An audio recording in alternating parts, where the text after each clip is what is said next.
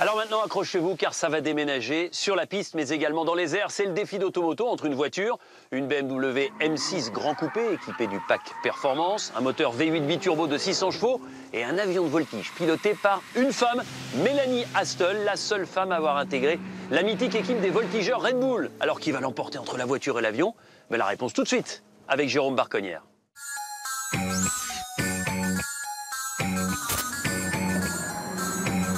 Cette voiture est historique. Sous ses airs de grosse bourgeoise, la M6 Grand Coupé est en effet la BMW de grande série la plus puissante jamais proposée par la marque. V8 biturbo 600 chevaux, rien que ça. Ce n'est pas qu'une voiture élégante gavée de puissance, non, c'est avant tout une sportive et une vraie propulsion.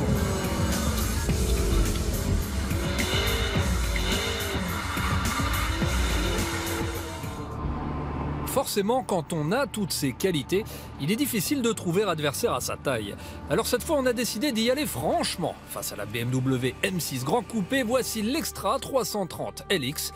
Oui, il s'agit bien de cet avion-là, juste à côté.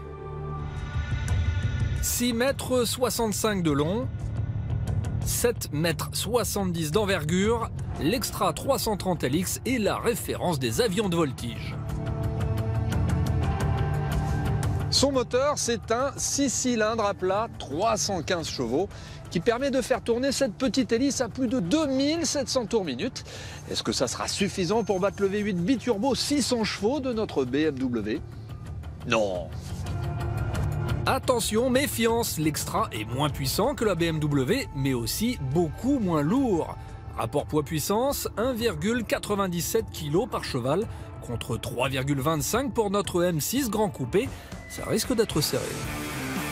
Aux commandes de cette fabuleuse machine, Mélanie Astles, championne de France élite de voltige en titre et première femme depuis peu à avoir intégré la prestigieuse Red Bull Air Race. Voilà ce qu'elle sait faire avec un avion.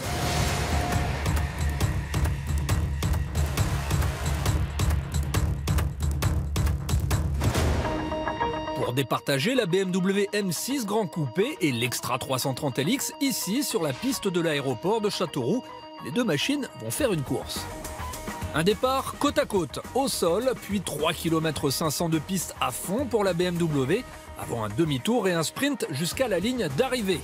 Après avoir décollé en restant au ras du sol, Mélanie devra effectuer une brusque montée jusqu'à 300 mètres d'altitude, réaliser un tonneau et redescendre à son tour vers l'arrivée. Le premier à franchir la ligne l'emporte.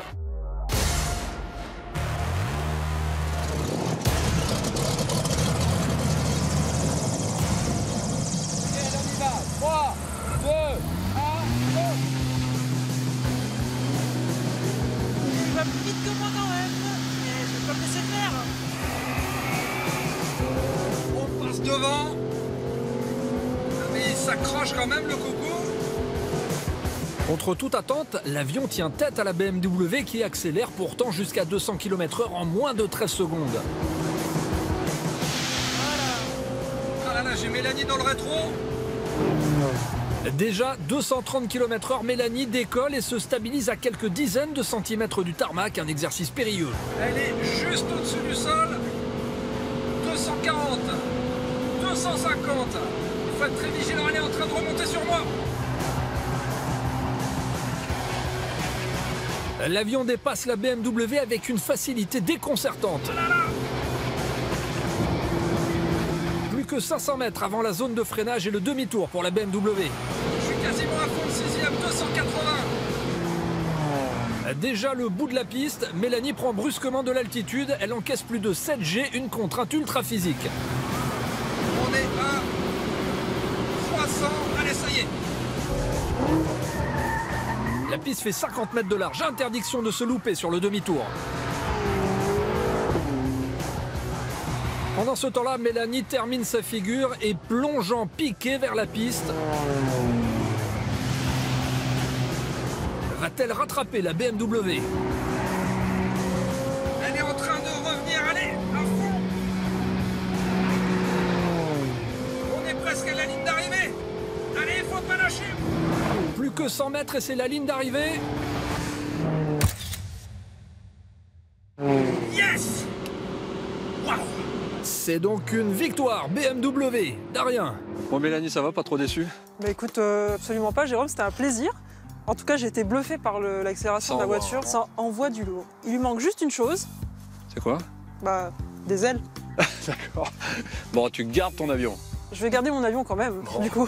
En tout cas, Denis, défi remporté. Une voiture peut venir à bout d'un avion de voltige, mais bon, on a quand même tout fait pour. Hein.